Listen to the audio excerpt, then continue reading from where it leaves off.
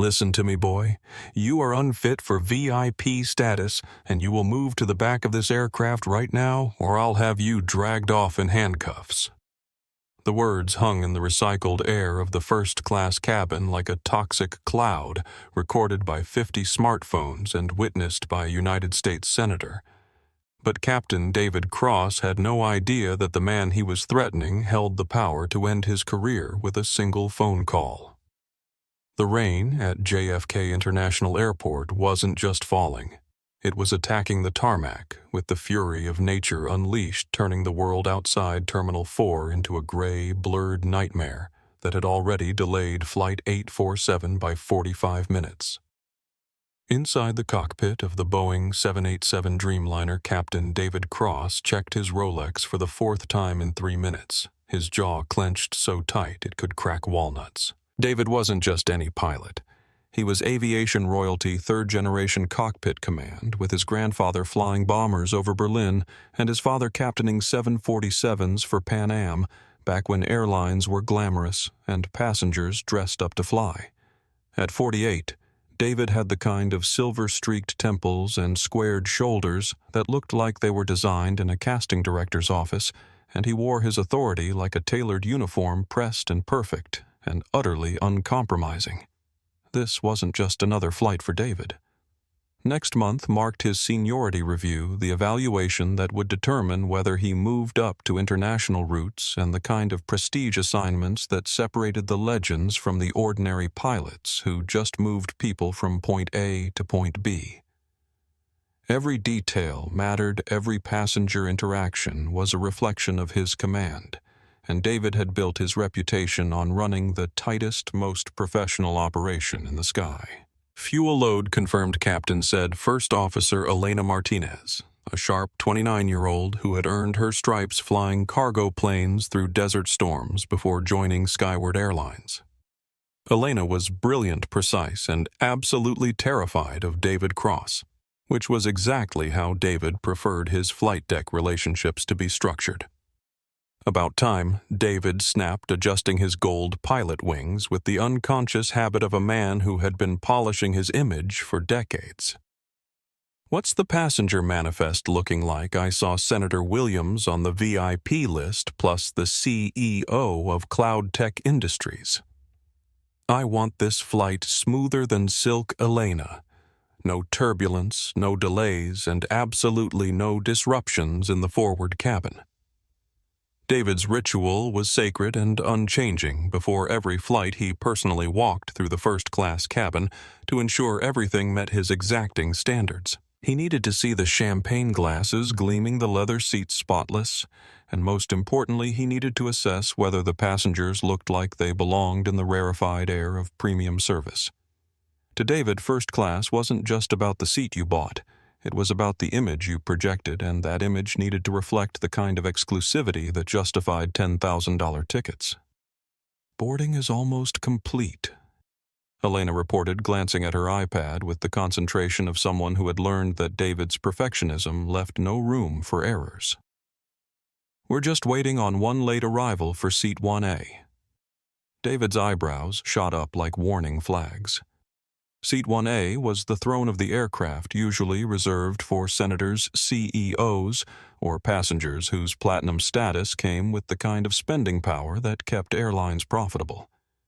"Who is it?" he asked, already calculating how this delay would affect his precious on-time performance record. Elena scrolled through the manifest, her finger stopping at the entry that would change everything. "Name is Daniel Washington. No corporate title listed, no frequent flyer history in our system. He paid cash at the ticket counter about an hour ago, apparently." The information hit David like a red flag in a hurricane.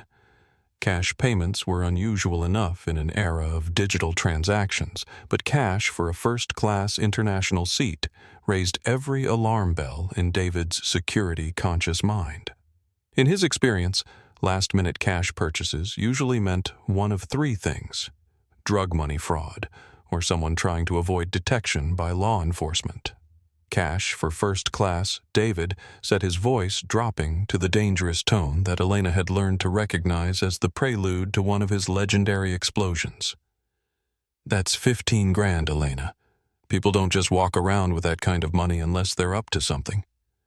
Keep a close eye on this Washington character. I have a feeling we're going to have problems. The man walking down the jet bridge didn't look like David's mental image of a first-class passenger, and that disconnect sent alarm bells ringing in the captain's prejudice-trained mind. Daniel Washington was tall and broad-shouldered, moving with the kind of quiet confidence that came from years of commanding respect in rooms where respect wasn't freely given. He wore a charcoal gray hoodie that looked expensive if you knew how to recognize quality, but to a casual observer might seem inappropriately casual for a $15,000 seat. His jeans were dark and well-fitted. His sneakers were clean, but clearly chosen for comfort over style, and he carried a battered leather duffel bag that looked like it had survived more airport security lines than most pilots saw in a career. Around his neck hung noise-canceling headphones, and everything about his appearance suggested someone who traveled frequently but prioritized function over the kind of flashy display that David associated with legitimate first-class passengers. What David couldn't see and wouldn't have understood if he had was that Daniel Washington moved through airports with the practiced ease of someone who spent his life evaluating aviation operations from the inside. Every step Daniel took was measured. Every glance was cataloging details, and the small leather notebook he pulled from his pocket wasn't for jotting down vacation thoughts. It was for documenting regulatory compliance in real time. Daniel stopped at seat 1A, placed his duffel bag in the overhead compartment with the efficient motions of an experienced traveler, and settled into his seat with the kind of relaxed alertness that came from knowing exactly where he belonged. He pulled out his notebook and clicked his pen, beginning the process that had become second nature over years of conducting unannounced audits of airline operations. From the galley area, David Cross watched this entire sequence unfold with growing irritation that had nothing to do with operational concerns and everything to do with his deeply ingrained assumptions about who deserved to sit in premium seats. To David's eye, Daniel looked completely out of place among the business suits and designer handbags of first class, like someone who had wandered into the wrong section of the aircraft and was too stubborn or too ignorant to realize his mistake. Jessica Rivera, the lead flight attendant with 18 years of experience reading passenger dynamics and captain moods, noticed David's expression and felt her stomach tighten with the familiar dread that came when her captain's biases started overriding his professional judgment. Jessica had seen this look before, and it never ended well for anyone involved. Jessica, David said, his voice carrying the kind of barely controlled tension that made experienced flight crews nervous. Who exactly is that passenger in 1A? That's Mr. Washington. Captain. Jessica replied, checking her manifest with the hope that somehow the information would calm David's obviously agitated state. He's the late arrival we were waiting for. David stared at Daniel with the intensity of a predator sizing up prey, his mind racing through scenarios that had more to do with his own prejudices than any actual security concerns. Look at him, Jessica. Really look at him. Does he strike you as the kind of person who belongs in a $15,000 seat? The hoodie, the casual clothes, the way he's sitting there like he owns the place? Jessica glanced back at Daniel, who was quietly writing in his notebook while occasionally looking out the window at the rain-soaked tarmac. He appeared completely calm, utterly professional, and absolutely unthreatening, which made David's agitation all the more concerning to her experienced eye. "He seems fine," Captain Jessica said carefully, using the diplomatic tone that flight crews perfected for managing difficult situations. He boarded politely, his ticket scanned properly, and he hasn't caused any disturbances. But David was already building his case in his mind, connecting dots that existed only in his imagination, and constructing a narrative that would justify the decision he was already determined to make. It's not about disturbances, Jessica. It's about standards. We sell an image here, a premium experience that passengers pay top dollar to enjoy. When someone who clearly doesn't fit that image occupies our most visible seat, it degrades the entire first-class experience for everyone else. David's paranoia was feeding on itself now, growing stronger with every passing moment as he watched Daniel Washington sit calmly in seat 1. Completely unaware that he had become the target of a captain's misplaced authority and deeply buried racial bias. In David's mind, Daniel's presence was becoming less about a passenger who had paid for his seat and more about a challenge to the natural order of things that David believed he was responsible for maintaining. "I want you to go over there and ask to see his boarding pass again," David instructed Jessica, his voice taking on the kind of commanding tone that brooked no argument. "Tell him there was some kind of system glitch and we need to re-verify his ticket information. Check his ID too. I want to make absolutely certain that he actually belongs in that seat." Jessica felt her professional instincts warring with her years of training to follow crew hierarchy. Everything about this request felt wrong to her experienced judgment, but challenging a captain's direct order was the kind of career-limiting move that flight attendants learned to avoid. Captain, the gate agents already verified his boarding pass and identification. The system shows he's checked in properly. Jessica David said, stepping closer to her with the kind of physical presence that was meant to intimidate and control. "I am responsible for the safety and comfort of every passenger on this aircraft. If I have concerns about someone's legitimacy, it is my duty and my right to investigate those concerns. Now, either you can handle this professionally or I can handle it myself. But either way, it's getting done. The threat was implicit, but clear follow orders or face the consequences." Jessica smoothed her uniform skirt and walked toward seat 1, carrying with her the terrible certainty that she was about to become a participant in something that would shame her for years to come. Daniel looked up as she approached, and Jessica was struck by the intelligence and calm authority in his eyes. This wasn't the look of someone who was out of place or trying to scam his way into a premium seat. This was the look of someone who belonged exactly where he was sitting, regardless of what assumptions others might make about his appearance. "Mr. Washington," Jessica said, trying to inject as much professionalism and courtesy into her voice as possible. "I'm terribly sorry to bother you, sir, but we're having some technical issues with our passenger manifest system. Would you mind showing me your boarding pass one more time? It's just a routine verification." Daniel held her gaze for a moment that felt loaded with understanding, as if he could see straight through her polite words to the uncomfortable reality of why she was really standing there. But instead of arguing or demanding explanations, he simply reached into his pocket and produced his boarding pass with the kind of calm cooperation that spoke to years of experience dealing with situations exactly like this one. "Of course," Daniel said, his voice carrying the deep, measured tones of someone accustomed to professional conversations. "Here you are." Jessica examined the boarding pass with unnecessary thoroughness, already knowing that everything would be perfectly legitimate. Seat 1.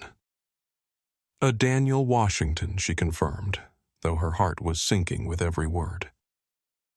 "And your frequent flyer status shows as Platinum Premier, though, for some reason, our system isn't displaying your flight history." "System glitches happen," Daniel replied with a slight smile that somehow managed to be both understanding and knowing. "Is there anything else you need to verify?" Jessica wanted to apologize, wanted to tell him that this wasn't her idea and that she knew perfectly well he belonged in that seat. But professionalism and crew hierarchy kept her responses neutral.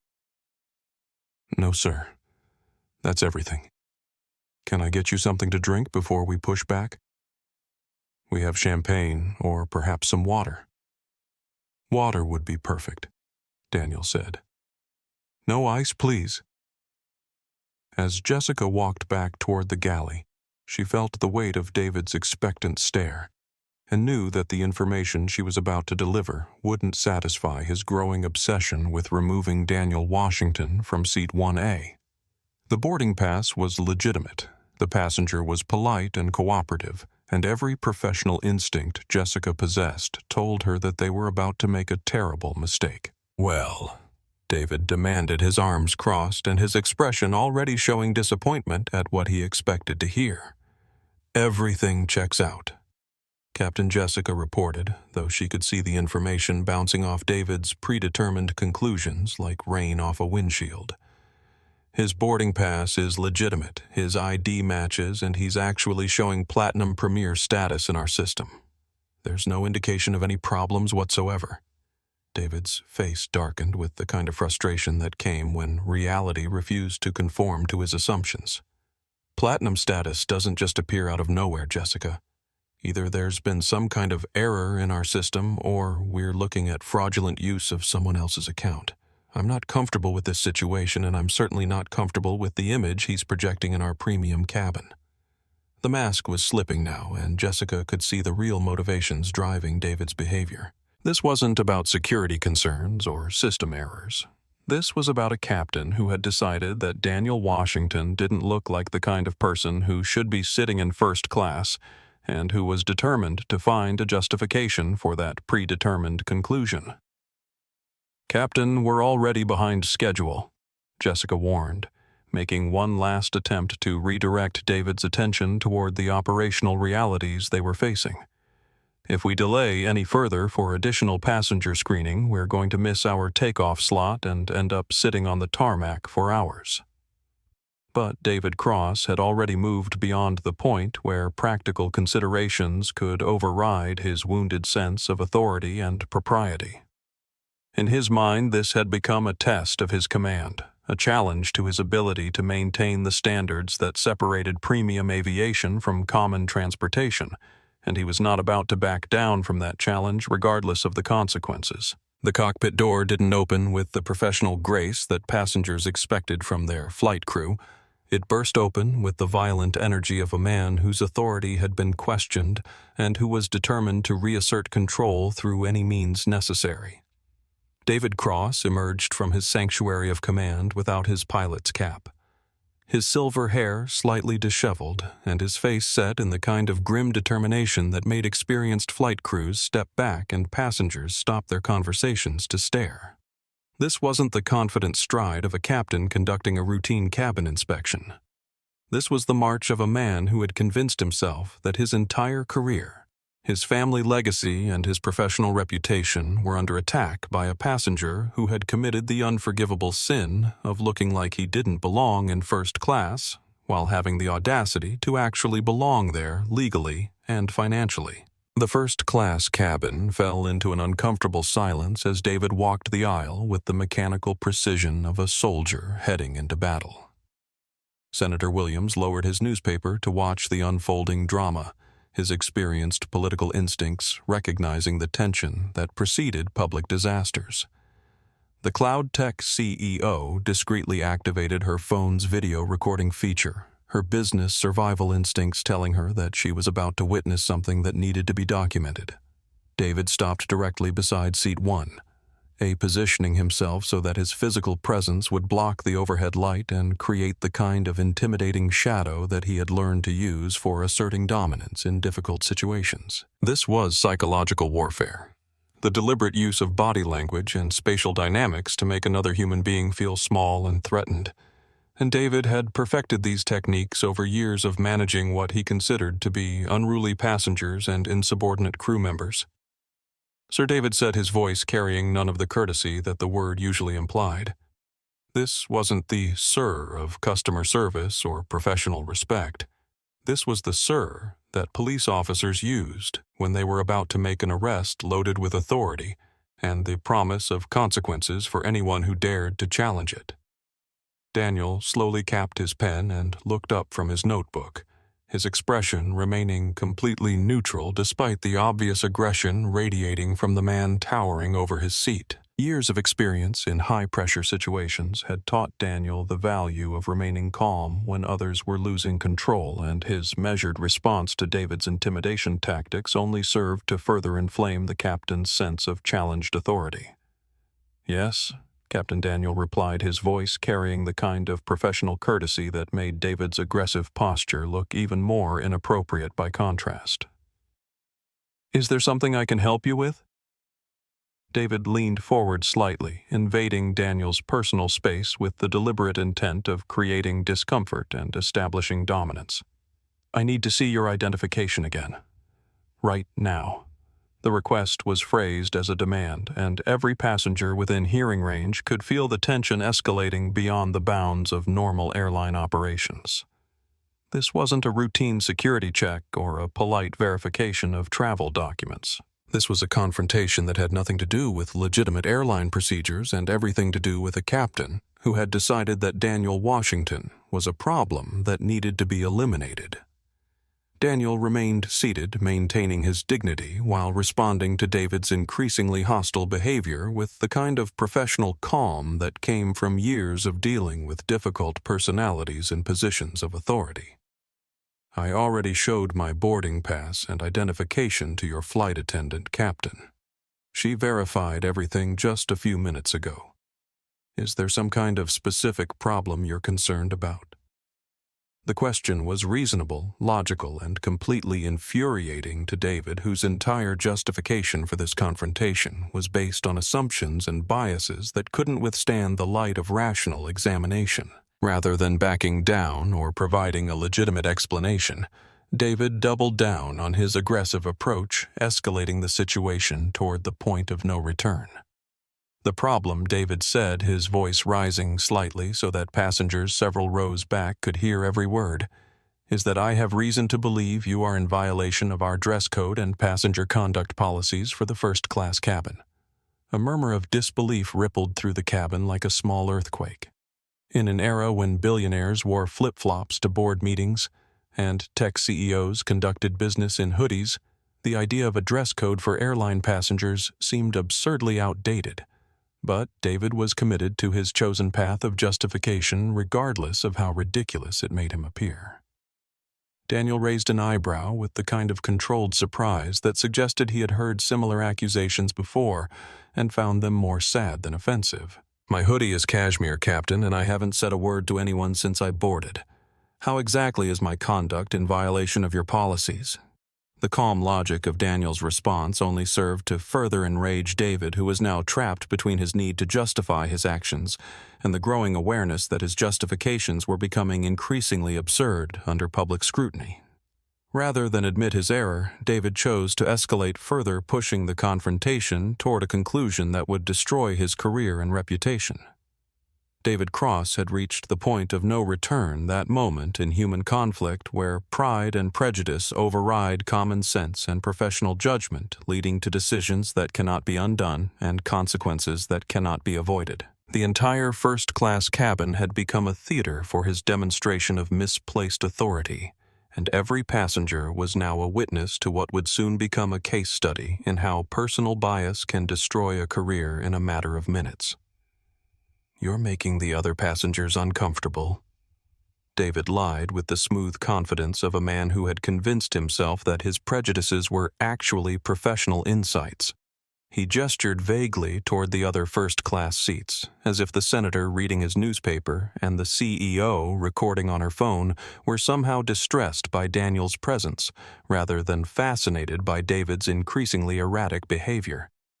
"I see," Daniel replied, his tone suggesting that he saw much more than David realized. "And which passengers have expressed this discomfort to you directly?"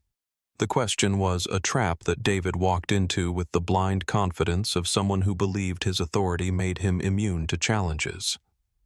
"That's not the point. As captain of this aircraft, I am responsible for ensuring that all passengers enjoy the premium experience they paid for. Your appearance and demeanor are inconsistent with the standards we maintain in this cabin." Senator Williams shifted in his seat, his decades of political experience allowing him to recognize the sound of a career ending in real time. The Cloud Tech CEO continued recording her business instincts, telling her that she was documenting something that would have significant value in the very near future. Even Elena Martinez, watching from the cockpit doorway, felt her stomach clench with the certainty that her captain was about to destroy not just his own career, but potentially hers as well. "I have made a command decision," David announced with the dramatic flair of someone who believed he was demonstrating strong leadership rather than revealing his fundamental unfitness for command. "I am relocating you to a seat in our premium economy section where you will be more comfortable and where your presence will not impact the first-class experience of our VIP passengers." The announcement hit the cabin like a physical blow, and several passengers audibly gasped at the blatant discrimination they were witnessing. This wasn't a security concern or an operational necessity. This was a captain using his authority to enforce his personal prejudices, and everyone present could see it for exactly what it was. Daniel Washington had faced discrimination before, had dealt with people who looked at his skin color and made assumptions about his education, his profession, and his right to occupy spaces that they considered exclusively their own. But this situation was different because it was happening in public, being recorded by multiple devices and being carried out by someone whose federal license gave him the legal authority to remove passengers from aircraft. Captain Daniel said, his voice dropping to a register that somehow conveyed both respect and warning in equal measure. "I paid full fare for this seat. I am not causing any disturbance. I am not violating any legitimate airline policies, and I am certainly not making anyone uncomfortable except possibly you. I am not moving, and I strongly suggest you return to your cockpit and focus on getting this aircraft to its destination safely and on time." The response was measured professional and completely devastating in its calm refusal to accept David's authority to discriminate. Daniel wasn't shouting or arguing or giving David any excuse to escalate to physical confrontation. He was simply stating facts and refusing to participate in his own humiliation, which made David's position look even more unreasonable and illegal. David's face flushed red with the kind of rage that comes when someone accustomed to unquestioned authority encounters resistance from someone they consider inferior. The mask of professional authority was slipping completely now, revealing the ugly prejudices that had been driving his behavior from the moment he first saw Daniel Washington in seat 1A. "Listen to me, boy," David snarled, the racial undertone exploding into the open with the force of a dam bursting. "I am the captain of this vessel. My word is law at 30,000 feet. You are unfit for VIP status. You don't belong in this cabin, and you will move to the back of this aircraft right now." The word boy hung in the air like poison gas, and every person in the first-class cabin understood exactly what they had just witnessed. This wasn't about dress codes or passenger comfort or airline policies. This was about a white captain using his authority to put a black passenger in his place, and the recording devices that were now openly documenting the confrontation would ensure that this moment of revealed prejudice would be preserved forever. Now David continued, his voice rising to a near shout, as his control completely disintegrated. "You can walk to the back like a gentleman, or I can have law enforcement drag you off this plane in handcuffs for disobeying a direct order from a flight crew member. The choice is yours, but either way, you are leaving this seat." Jessica Rivera stepped forward from the galley area, her 18 years of professional experience finally overriding her trained deference to captain authority as she watched her career and her airline's reputation being destroyed in real time by David Cross's public display of discrimination and abuse of power. "Captain, please," Jessica said, her voice carrying the desperate tone of someone trying to prevent a disaster that was already well underway. "Perhaps we should discuss this privately before." "Stay out of this, Jessica," David barked, not even turning to look at her as he kept his eyes locked on Daniel Washington. "This is a command decision, and I will not have my authority undermined by passengers who think they can intimidate their way into spaces where they don't belong." Daniel Washington sat in his seat with the stillness of someone who had learned through painful experience that any movement, any gesture, any expression could be misinterpreted and used as justification for violence or arrest. He had been in situations like this before, though never quite so public or so clearly recorded and his years of navigating discrimination in professional settings had taught him that his best defense was dignity documentation, and the kind of calm professionalism that made his accusers look foolish and dangerous by contrast. "Call them," Daniel said quietly, his voice carrying none of the anger or fear that David expected to hear. "Call law enforcement. Call Port Authority. Call airport security. But I want you to understand something very clearly. Captain Cross, if I leave this seat under protest, this aircraft will not be taking off today, and your career will be over before we reach the gate."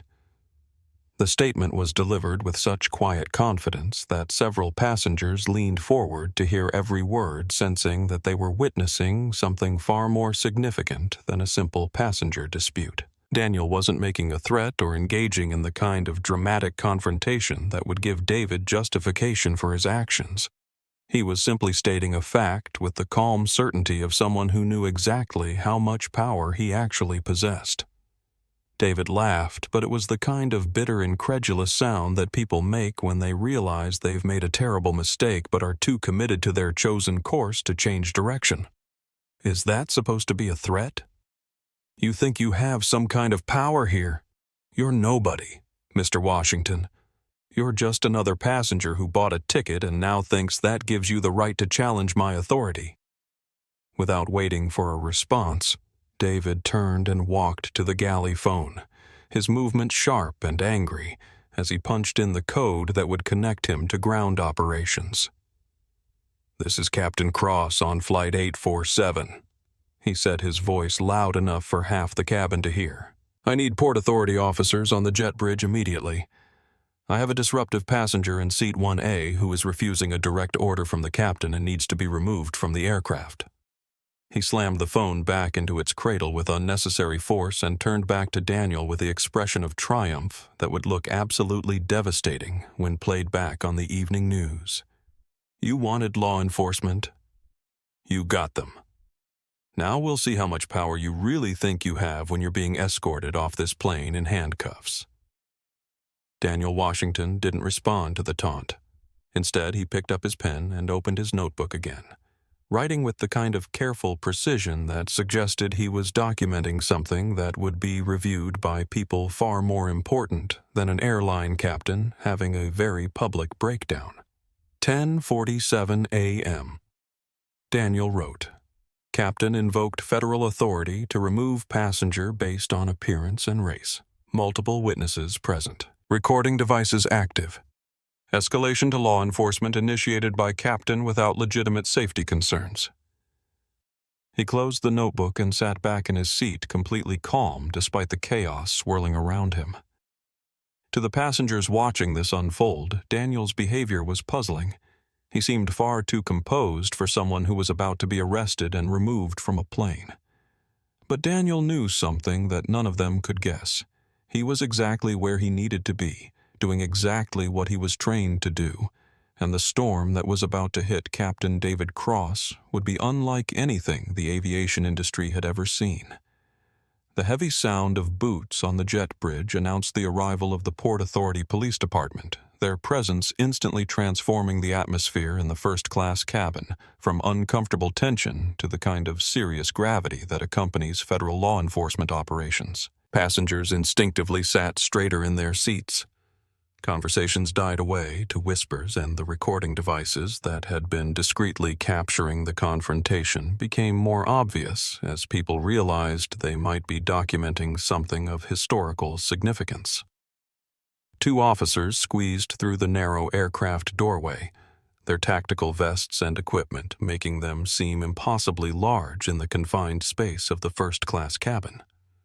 Sergeant Lisa Chen, a 15-year veteran of airport law enforcement, looked around the cabin with the practiced eye of someone who had dealt with every conceivable type of passenger disturbance, while Officer Marcus Torres, newer to the job, but experienced in reading the dynamics of tense situations, positioned himself where he could observe all the participants in what was clearly a complex confrontation. Captain Cross Sergeant Chen asked, her voice carrying the professional neutrality that law enforcement officers used when they weren't yet sure which side of a conflict they were being asked to support. David straightened his shoulders and assumed the authoritative posture that he believed would establish his credibility with the officers. "Right here, Sergeant. Thank you for responding so quickly. I have a passenger in Seat 1A who has been belligerent and uncooperative, refusing direct orders from flight crew and creating a disturbance that threatens the safety and comfort of our other passengers." Sergeant Chen turned her attention to Daniel Washington, and her first observation was how utterly calm and composed he appeared compared to the agitated captain who had summoned them. In her experience, truly disruptive passengers were usually obvious. They were loud, angry, intoxicated, or clearly disturbed. The man sitting quietly in Seat 1A looked like he was waiting for a business meeting to begin, Sir Sergeant Chen said, approaching Daniel's seat with the kind of careful professionalism that came from years of de-escalating volatile situations. "The captain has asked us to escort you from the aircraft. I need you to gather your belongings and come with us." Daniel looked up at her with the same calm dignity he had maintained throughout the entire confrontation, and when he spoke, his voice carried the kind of authority that made experienced law enforcement officers pay attention in ways they might not have expected. "Officer Daniel said, I am complying with your request because I do not wish to delay these passengers any longer than Captain Cross already has. But I want you to understand that my removal from this aircraft is being conducted under protest, that I have committed no violation of federal aviation regulations or airline policies, and that this situation will be reviewed at the highest levels of aviation authority." The statement was delivered with such professional precision that Sergeant Chen found herself wondering exactly who she was dealing with. But her job was to respond to the captain's request for assistance, not to investigate the underlying dispute between crew and passenger. Daniel stood up slowly, his movements deliberate and non-threatening as he reached into the overhead compartment and retrieved his battered leather duffel bag. As he slung it over his shoulder, he turned to face David Cross one final time, and the distance between them seemed to represent far more than the few feet of airplane aisle that separated their positions. "Captain Cross," Daniel said, using David's name with the kind of familiarity that made the captain's skin crawl with unease. "You have invoked Federal Aviation Regulation 49 U.S.C. 44,902 to remove a passenger you consider a threat to safety. That is a very serious action with very serious consequences." David wanted to respond with another assertion of his authority, but something in Daniel's tone made him hesitate. There was a certainty in the way Daniel spoke that suggested knowledge far beyond what a typical passenger should possess, but David was too committed to his chosen path to reconsider his actions now. "Save the legal lecture for someone who cares," David said, though his voice lacked the conviction it had carried earlier. "Officers, please remove this passenger from my aircraft immediately." As Sergeant Chen and Officer Torres prepared to escort Daniel toward the aircraft door, he reached into his hoodie pocket and produced a business card. Rather than handing it to David directly, Daniel placed it carefully on the armrest of Seat 1A, where it would remain as evidence of this moment long after he was gone. "You're going to need a very good lawyer, Captain Cross," Daniel said with the tone of someone delivering a professional assessment rather than a personal threat. "And you're going to need an even better union representative because when I walk off this jet bridge, the clock starts ticking on what remains of your aviation career."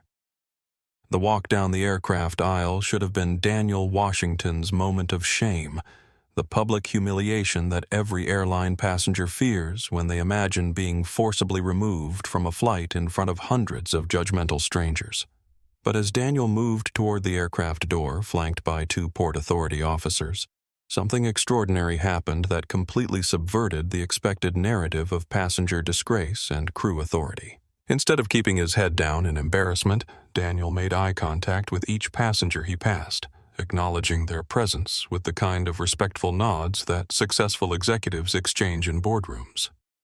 When he reached Senator Williams, who was watching the proceedings with the fascination of a politician witnessing a career-ending scandal unfold in real time, Daniel paused slightly. "My apologies for the delay," Senator Daniel said with the smooth professionalism of someone accustomed to addressing high-ranking government officials. "I hope this disruption doesn't cause you to miss any important commitments in London."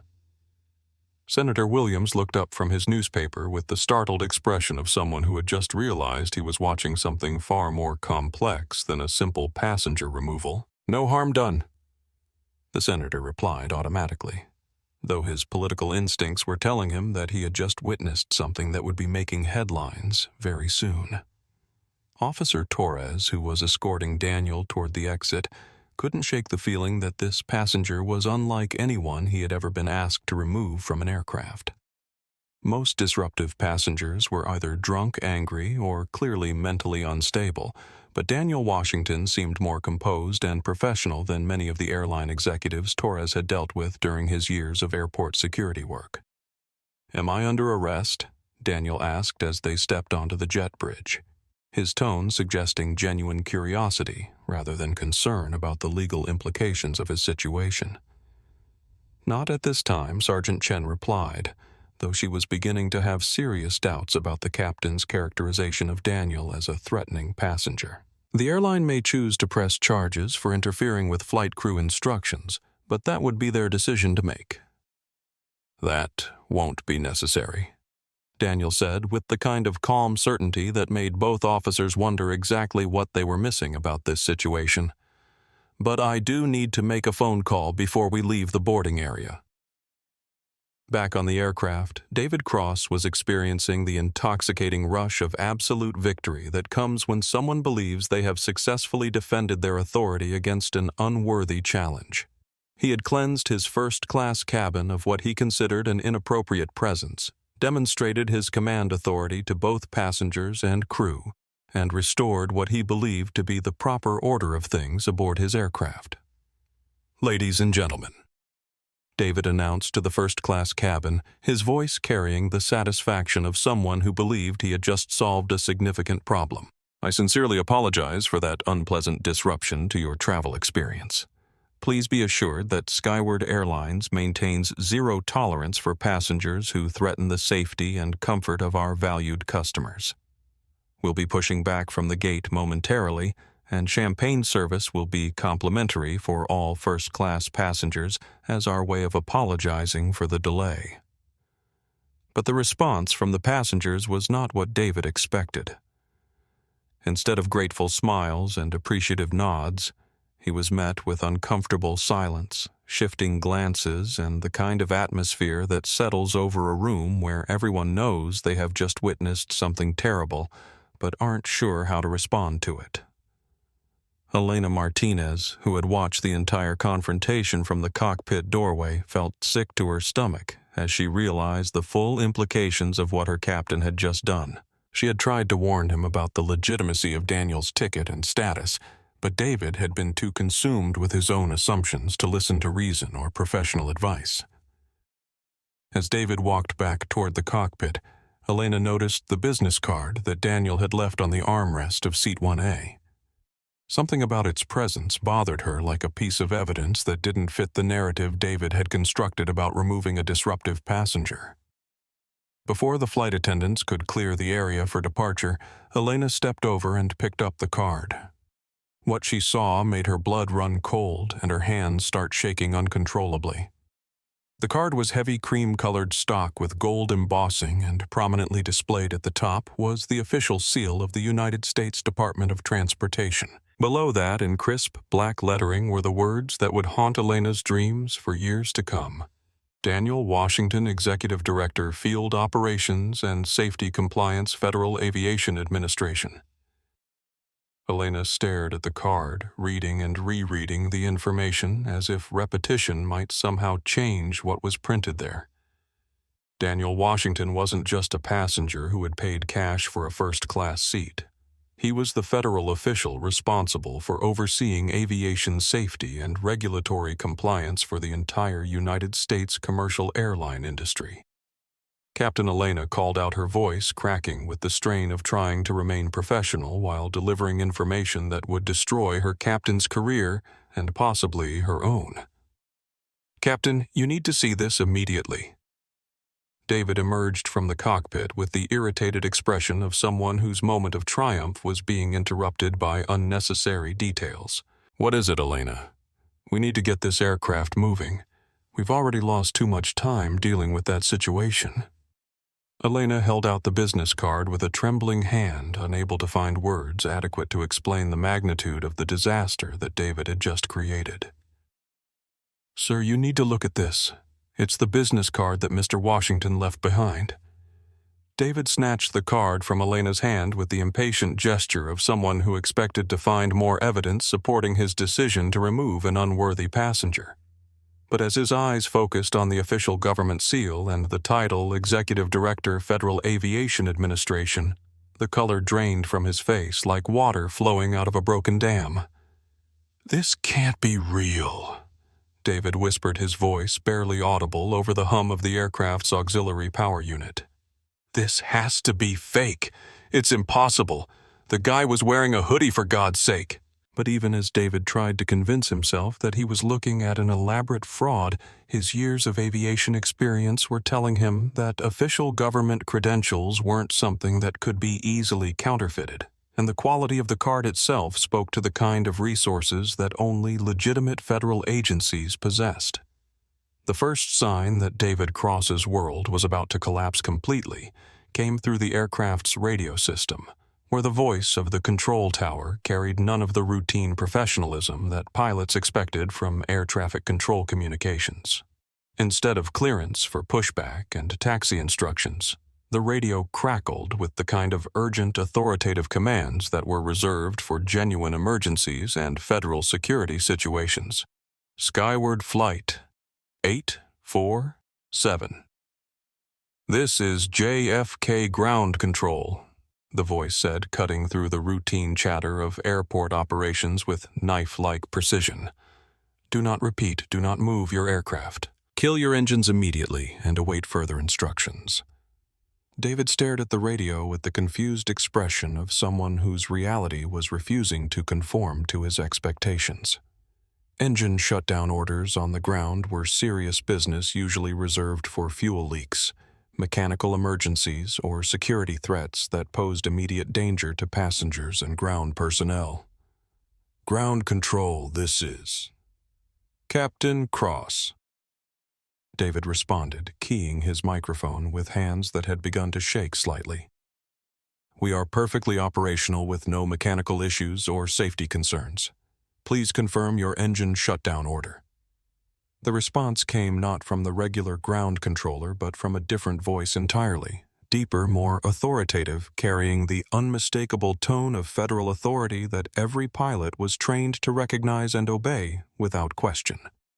"Captain Cross, this is the tower supervisor. You are ordered to shut down your engines immediately and return to Gate B-15. Your aircraft has been grounded by federal authority, and you are directed to remain in position pending the arrival of FAA officials." Elena Martinez felt her stomach drop as she realized that the business card she had shown David wasn't a fake credential or an elaborate scam. If the FAA was grounding their aircraft and sending officials to meet them, it meant that Daniel Washington was exactly who his credentials claimed he was, and that David's decision to remove him from the flight was about to trigger consequences that would reshape both of their careers. "This is impossible," David muttered, though his hands were already moving to comply with the shutdown order because refusing a direct command from federal aviation authorities wasn't just career suicide, it was a federal crime. That passenger, there's no way he could actually be FAA. Look at how he was dressed. Look at his behavior. But even as David tried to rationalize his disbelief, the massive engines of the Boeing 787 were spinning down into silence, and the aircraft's electrical systems were switching to battery power as the reality of their situation became undeniable. Through the cockpit windows, David could see ground vehicles approaching their position with the kind of urgent coordination that accompanied serious federal investigations. The passenger address system crackled to life as David tried to maintain some semblance of control over a situation that was spiraling completely beyond his authority. Ladies and gentlemen, this is Captain Cross. We're experiencing a minor operational delay and will be returning to the gate for a brief administrative procedure. We apologize for the inconvenience and expect to be airborne shortly. But David's announcement carried none of the confidence that passengers expected from their flight crew, and the experienced travelers in first class could sense that whatever was happening was far more serious than a routine operational delay. Senator Williams was already reaching for his phone to call his staff, while the Cloud Tech CEO was quietly uploading her video footage to secure cloud storage. The aircraft jolted slightly as the pushback tractor reconnected to the nose gear, but instead of pushing the plane away from the gate toward the runway, the massive vehicle was pulling Flight 847 back to the jet bridge that David had been so eager to leave behind. Every foot of movement toward the terminal felt like a countdown to career destruction, though David still couldn't fully comprehend the magnitude of what he had done. Captain Elena said quietly, "Maybe we should review the passenger removal procedures in our manual. If Mr. Washington really is FAA, then we might have violated federal guidelines for—" "He's not FAA," David interrupted, though his voice lacked any conviction. "Federal officials don't dress like that. They don't act like that. This whole situation is some kind of elaborate setup or misunderstanding that will get sorted out once the real authorities arrive." But even as David clung to his desperate rationalization, the jet bridge was extending toward their aircraft with mechanical inevitability, and through the small window in the aircraft door he could see figures waiting in the boarding area that clearly weren't routine airport personnel or airline supervisors.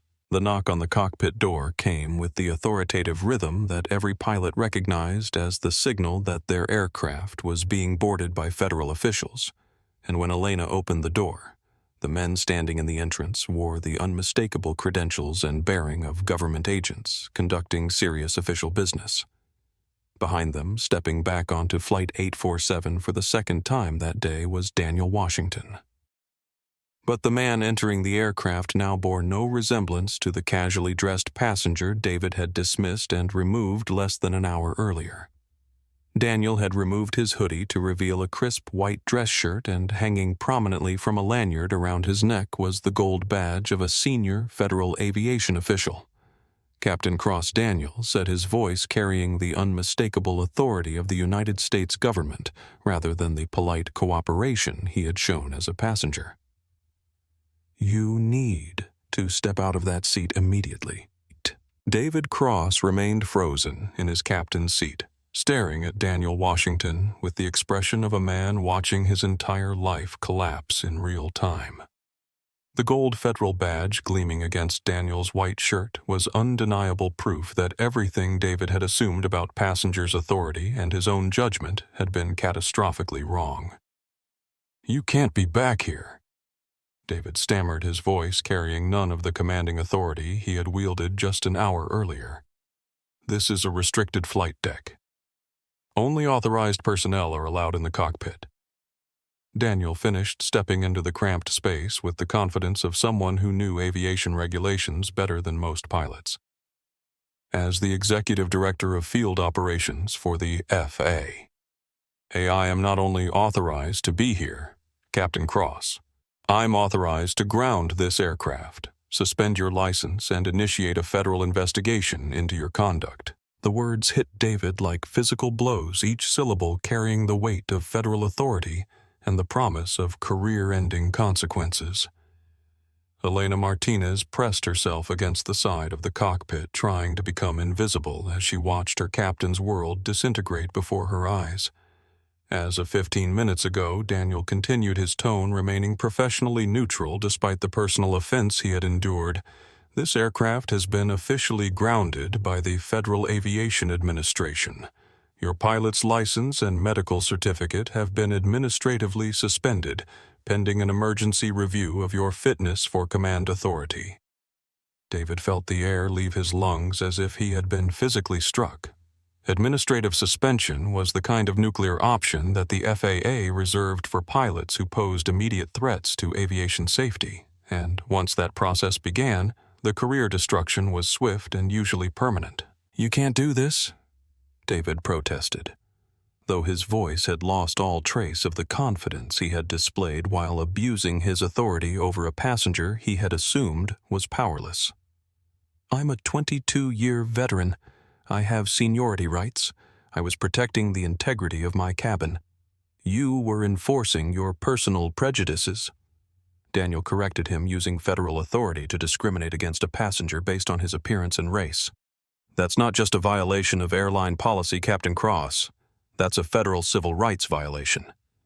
Daniel turned to Elena, who was still pressed against the cockpit wall like she was trying to merge with the aircraft's structure. "First Officer Martinez, did you concur with Captain Cross's assessment that I posed a threat to flight safety or passenger comfort?"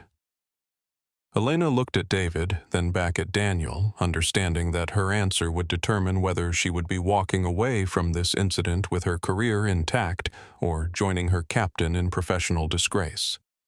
Her years of training had taught her to support her captain's decisions, but her conscience and her professional judgment were telling her that supporting David's actions would be both wrong and career-ending. "No, Sir," Elena said, her voice barely above a whisper. "I advised Captain Cross that your ticket and identification had been verified by gate personnel. I told him you were showing platinum status in our system. I suggested that we focus on departure procedures rather than passenger issues." "Traitor," David hissed.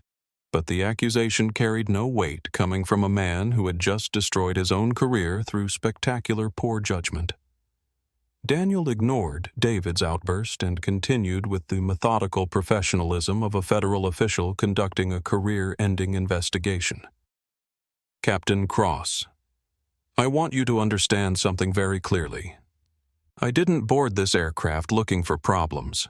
I was conducting a routine compliance audit, the kind of unannounced inspection that helps ensure airlines are following federal regulations and treating passengers with appropriate dignity." Daniel leaned against the cockpit doorframe, his badge catching the light as he delivered information that would haunt David for the rest of his life. "I wrote the VIP service protocols that your airline uses, Captain. I signed the training authorization for the flight simulator where you learn to operate this aircraft. I approved the safety procedures that govern your authority to remove passengers from flights." The revelation was devastating in its implications. Daniel wasn't just a federal official. He was the specific federal official responsible for overseeing the systems and procedures that David had just abused in such a spectacular fashion. Today, I sat in Seat 1A to observe whether Skyward Airlines was still prioritizing safety and passenger dignity over ego and prejudice, Daniel continued. "You failed that test in ways I didn't think were possible in modern commercial aviation." David tried to salvage some fragment of justification for his actions, clinging to the authority he had wielded so disastrously just hours earlier. "I have discretion under federal regulations to remove passengers who pose threats to safety. I was exercising proper command authority." "You were sitting?" Daniel replied, his voice carrying the weight of someone who had endured discrimination with dignity while documenting it for official review. "I was quietly taking notes about aircraft operations. I hadn't spoken to anyone, hadn't caused any disturbance, hadn't violated any legitimate airline policy." Daniel's phone buzzed and he glanced at it briefly before returning his attention to the destruction of David Cross's career. "That was my assistant. The Department of Transportation's Office of Inspector General has been notified of this incident. The Justice Department's Civil Rights Division has opened a preliminary investigation, and the Media Affairs Office has prepared a statement about federal officials being subjected to racial discrimination by airline personnel. The implications crashed over David like a tsunami of career-ending consequences. This wasn't just about losing his job or facing airline discipline. This was about federal criminal charges, civil lawsuits, and the kind of public disgrace that would follow him for the rest of his life. 22 years, David whispered, staring at his hands as if they belonged to someone else. My father flew for Pan Am. My grandfather flew bombers in World War II. This was my heritage.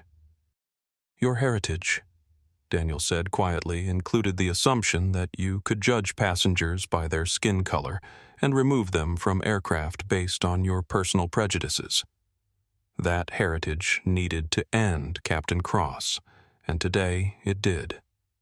The finality in Daniel's voice made it clear that David Cross was no longer a captain, no longer a pilot, and no longer part of the aviation industry that had defined his entire adult life.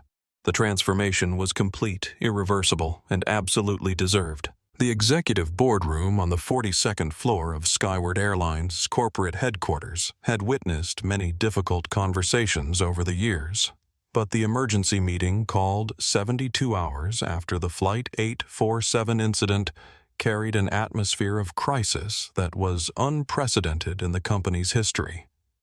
The mahogany conference table, surrounded by leather chairs that normally hosted discussions of quarterly profits and route expansion, had become the staging area for damage control on a scale that threatened the airline's survival.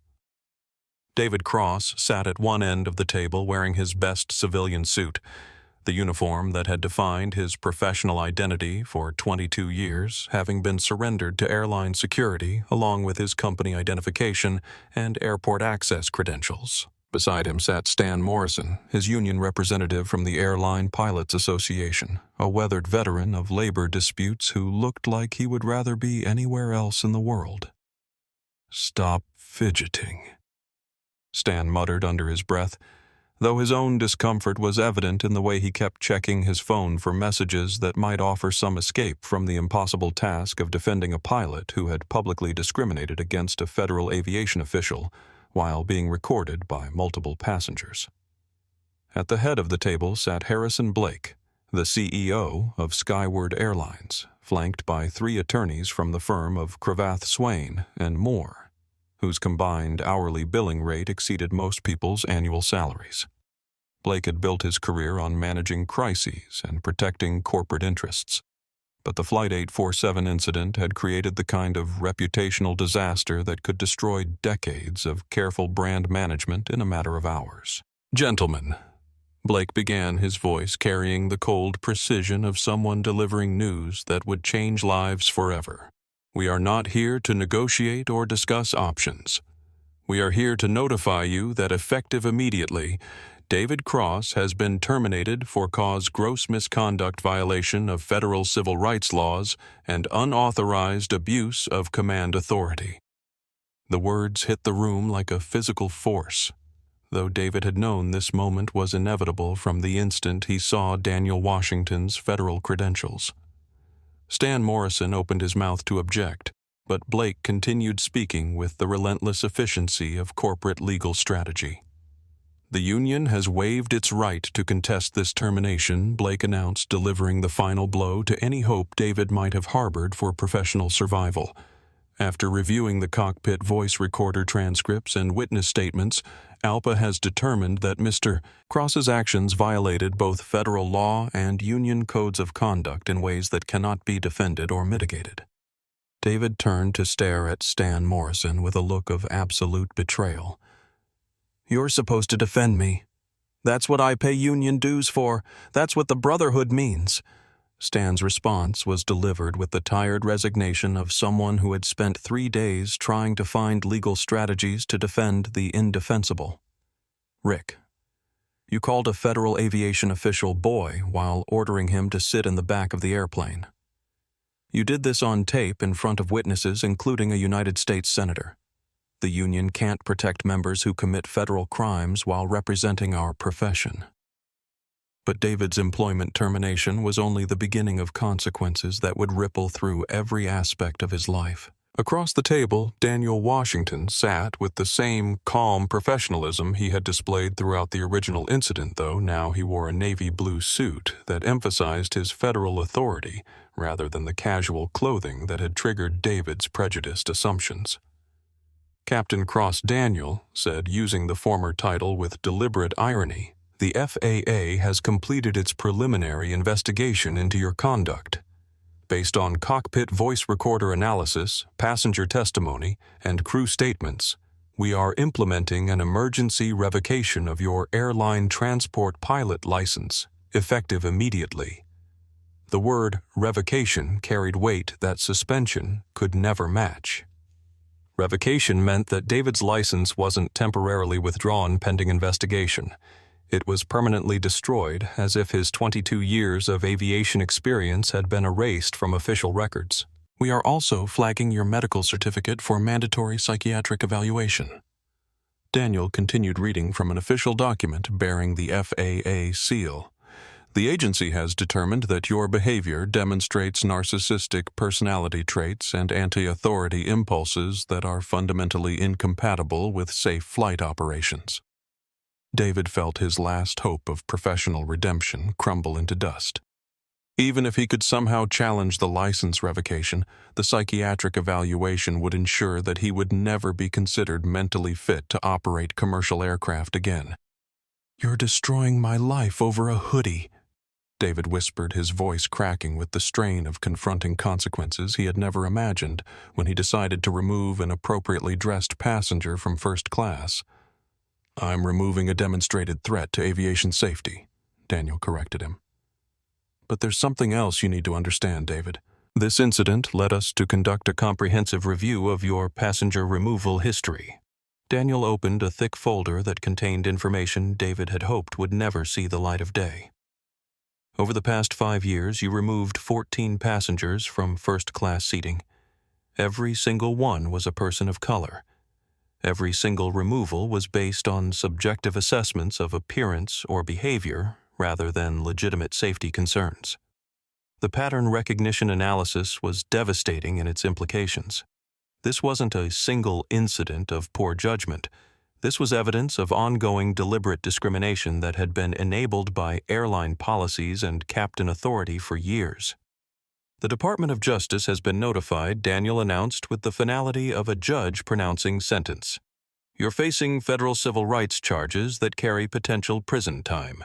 The 12 passengers you previously discriminated against have been contacted by civil rights attorneys, and a class action lawsuit has been filed, seeking damages for emotional distress, humiliation, and violation of federal transportation rights." The room fell silent, except for the sound of David's world collapsing around him. 22 years of building a career, a reputation, and a professional legacy had been destroyed in less than an hour by his decision to judge a passenger by his clothing rather than his character. While David Cross was learning about the legal and professional consequences of his actions in a corporate boardroom, the court of public opinion was delivering its own swift and brutal judgment through the viral power of social media and digital documentation. The video recorded by the CloudTech CEO had been uploaded to multiple platforms with the simple title, "Racist Pilot Tries to Remove FAA Director from Flight." Instant karma, and within 6 hours it had been viewed over 20 million times. The footage was devastating in its clarity and completeness. Every word of David's discriminatory language had been captured in high-definition audio. Every gesture of intimidation was visible from multiple angles, and Daniel Washington's dignified responses made David's behavior look even more outrageous by contrast. The comment sections were scrolling so fast that individual responses blurred into a river of condemnation and disbelief. "Did this pilot really just call a federal official boy?" wrote one viewer. "This is 2024, not 1954. I'm a flight attendant," posted another. "Everyone in aviation knows Captain Cross. He's been pulling this garbage for years, and finally someone with power caught him. The guy in the hoodie is literally the top aviation safety official in the country," observed a third commenter. "This pilot just tried to bully his own boss without knowing it." David had been at home trying to process the magnitude of his professional destruction when his wife Ellen found him in their living room, staring blankly at the wall where his aviation awards and commendations had hung for decades. "David," she said, her voice carrying a tone he had never heard before. Not anger, not sadness, but the cold distance of someone who had realized she no longer recognized the man she had married. "Have you seen what's happening online?" She handed him her iPad, and David found himself watching his own career destruction from the perspective of a passenger who had filmed every moment of his spectacular failure of judgment. Seeing himself on screen, red-faced and shouting racial slurs at a calmly dignified federal official, was like watching a stranger destroy everything David had worked for his entire adult life. The video had been picked up by news organizations around the world.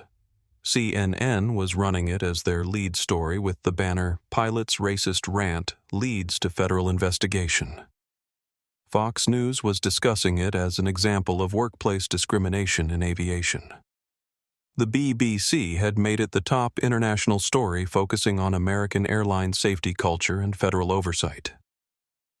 "The phone hasn't stopped ringing," Ellen said, her voice hollow with the recognition that their lives had been permanently altered by David's 40 minutes of poor judgment.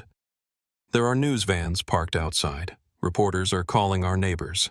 My sister saw it trending on TikTok and called crying because she was so ashamed." David scrolled through the comments, each one feeling like a physical blow to whatever remained of his self-respect. Pilot of prejudice, they were calling him. Captain Racist. The aviation industry's biggest disgrace. His name had become synonymous with everything wrong with institutional discrimination and abuse of authority. The doorbell rang with the insistent rhythm of someone who wouldn't accept being ignored, and David automatically started to rise before Ellen stopped him with a gesture. "Don't," she said. "It's probably more reporters or process servers or federal agents. I can't deal with any more of this today." But the visitor wasn't willing to be ignored.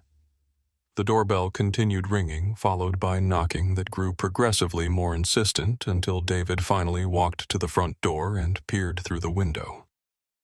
Standing on his front porch was a young man in a baseball cap holding a thick folder of legal documents. David recognized him immediately as one of the process servers who had been visiting his house regularly since the incident, delivering lawsuits and legal notifications that were accumulating like evidence of his destroyed life. David crossed the server, called through the door, though he clearly knew he had the right address. "Yes," David replied, opening the door with the resignation of someone who had learned to expect bad news. "You're being served with a federal civil rights lawsuit filed by the 12 passengers you discriminated against over the past 5 years," the server announced, pushing the documents into David's hands with professional efficiency. "You're also being served with a defamation and emotional distress lawsuit filed by Daniel Washington personally, and Skyward Airlines is suing you for breach of contract and damage to corporate reputation." David looked down at the stack of legal papers, each one representing years of litigation and financial ruin that would extend far beyond his destroyed aviation career. "My pension," he said quietly, speaking more to himself than to the process server. "My retirement accounts." "Frozen pending the outcome of federal investigation," the server replied with the matter-of-fact tone of someone who delivered life-destroying news for a living. "Good luck, Captain. You're gonna need it." As David closed the door and leaned against it, clutching the legal documents that would define the rest of his life, Ellen appeared in the hallway carrying a suitcase and wearing the expression of someone who had made a decision that couldn't be unmade. "I'm going to stay with my mother until this is resolved," she said, not meeting his eyes. "I can't be associated with what you've done. I can't have my name connected to this. I'm sorry, David, but you humiliated us all." The sound of Ellen's car pulling out of the driveway marked the final collapse of everything David Cross had built over his 22-year career. He was alone in a house he could no longer afford, facing legal battles he couldn't win with a reputation that would follow him to his grave. Outside, the news vans continued their vigil, waiting for any development in the story that had transformed an airline captain into a symbol of everything wrong with discrimination and abuse of authority in American aviation. David Cross had wanted to protect the exclusivity of first-class service, but instead he had become the most famous example of how prejudice and power could destroy a life in less time than it takes to fly from New York to London. 6 months after Flight 847 returned to its gate at JFK, the main auditorium at the Federal Aviation Administration headquarters in Washington, D.C., was packed beyond capacity with an audience that represented every level of the American aviation industry. Pilots wearing the uniforms of major airlines sat beside flight attendants, airport security personnel, and airline executives, all gathered to witness the implementation of new federal regulations that would reshape how authority and discrimination were handled in commercial aviation. The atmosphere in the room was respectful but electric with anticipation, because everyone present understood they were attending a historic moment, the day that the aviation industry would officially acknowledge that passenger dignity was just as important as passenger safety, and that federal authority would no longer tolerate discrimination disguised as professional judgment. Daniel Washington stood at the podium wearing a perfectly tailored Navy suit that emphasized his federal authority. But when he began to speak, his voice carried none of the anger or vindication that the audience might have expected from someone who had endured public discrimination. Instead, his tone reflected the measured professionalism of a government official who had transformed a personal injustice into an opportunity for industry-wide improvement. "Ladies and gentlemen," Daniel began, his words echoing through the packed auditorium, "we are gathered today to implement the Washington Protocol, a comprehensive framework for bias recognition and prevention in commercial aviation that will ensure no passenger ever again faces discrimination based on their appearance, their race, or the assumptions others make about their worthiness to occupy the seat they have purchased." The applause that followed was sustained and genuine, representing not just support for the new regulations, but recognition that the aviation industry was finally addressing problems that had persisted for decades. In the audience, pilots who had witnessed discrimination remained silent.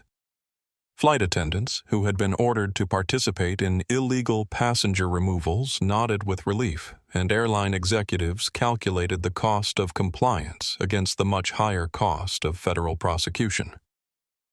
Command authority in aviation is not a privilege that allows crew members to enforce their personal prejudices. Daniel continued, clicking a remote that displayed the new protocol guidelines on massive screens throughout the auditorium. "It is a responsibility to serve every passenger with equal dignity, regardless of how they dress, how they speak, or what assumptions their appearance might trigger in the minds of crew members." The Washington Protocol represented more than just new regulations.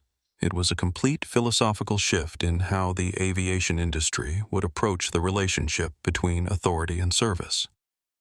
Every pilot in the United States would now be required to undergo annual recertification that included specific training on unconscious bias, appropriate use of passenger removal authority, and the legal consequences of discriminatory behavior.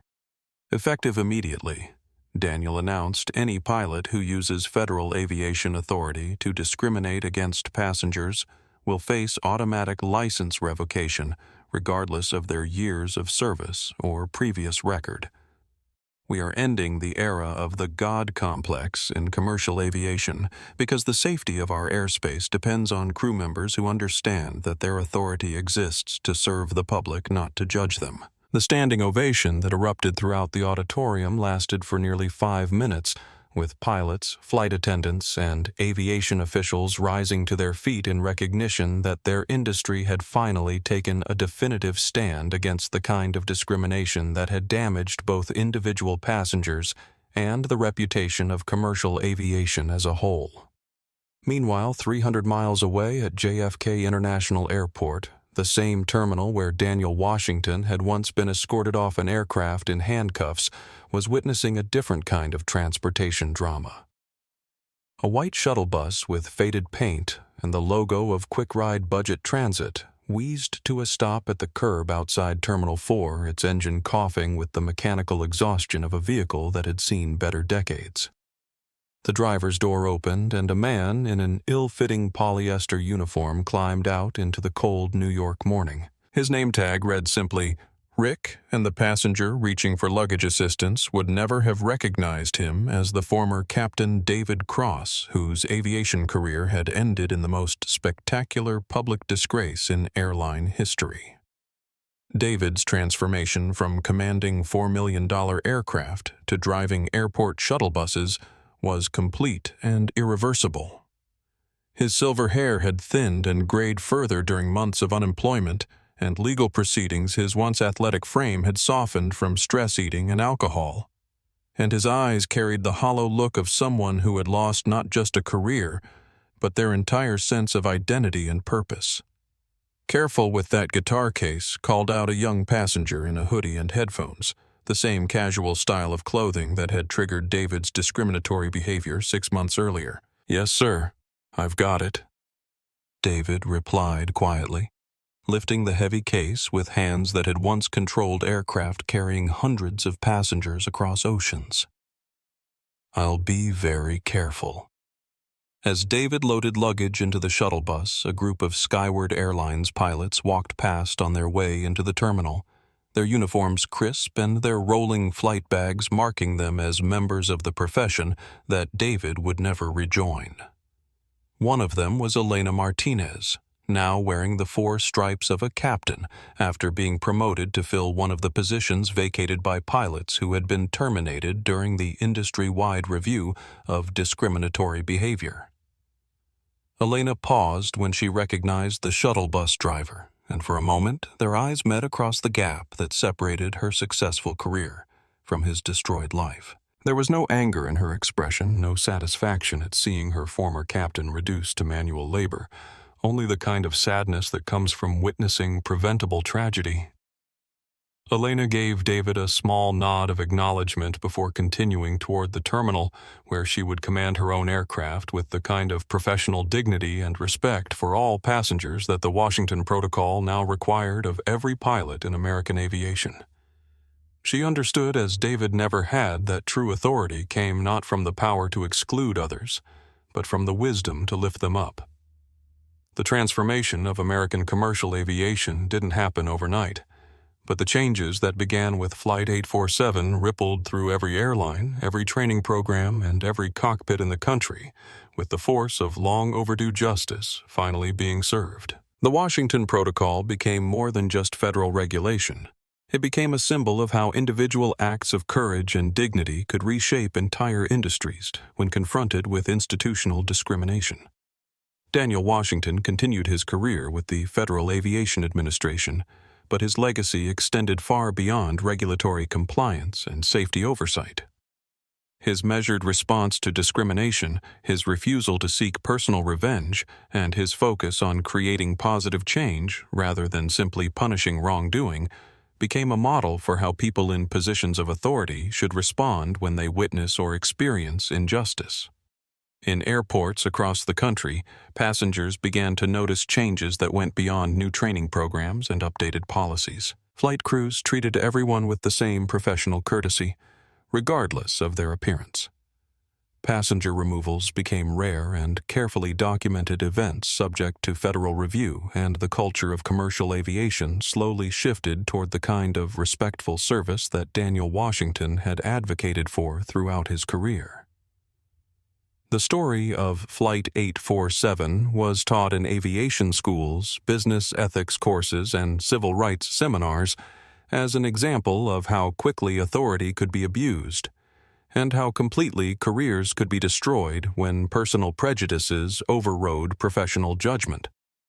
But more importantly, it became an inspiration for people who had experienced discrimination but chose to respond with dignity and systematic change, rather than anger and personal retaliation. David Cross never flew as a pilot again, spending his remaining working years in service jobs that reminded him daily of how far he had fallen from the heights of commercial aviation. His story served as a permanent warning to anyone tempted to use their authority to enforce their prejudices, while Daniel Washington's response demonstrated that true power came not from the ability to punish others, but from the wisdom to create systems that prevented future injustice. The Washington Protocol became the gold standard for aviation bias prevention worldwide, adopted by airlines and aviation authorities across the globe as a model for transforming discrimination into opportunity for growth. Captain David Cross's case study became mandatory training for all commercial pilots, ensuring that his moment of prejudice would serve as a permanent lesson in the consequences of using authority to enforce personal biases rather than serve the public good. Daniel Washington's legacy extended far beyond the aviation industry, inspiring people in every profession to recognize that dignity and respect are not privileges to be earned through appearance or status, but basic human rights that should be protected by those in positions of authority. His calm response under pressure became a masterclass in how to transform personal injustice into positive social change through proper channels and unwavering professionalism. The story serves as a powerful reminder that true leadership means recognizing the humanity and dignity in every person we encounter, regardless of their clothing, their background, or our assumptions about where they belong. Character is revealed not in moments of comfort and control, but in how we choose to treat those we believe have no power over us. And in the end, the universe has a way of ensuring that justice prevails when courage meets opportunity at 30,000 feet. If this story moved you, please like this video and subscribe to our channel for more real-life inspired stories about justice, dignity, and the power of doing what's right even when it's difficult. Share your thoughts in the comments about how assumptions and prejudices can be challenged, and remember that every interaction is an opportunity to either build bridges or create barriers. Together, we can create a world where everyone is treated with the respect and dignity they deserve, regardless of how they look or where others think they belong.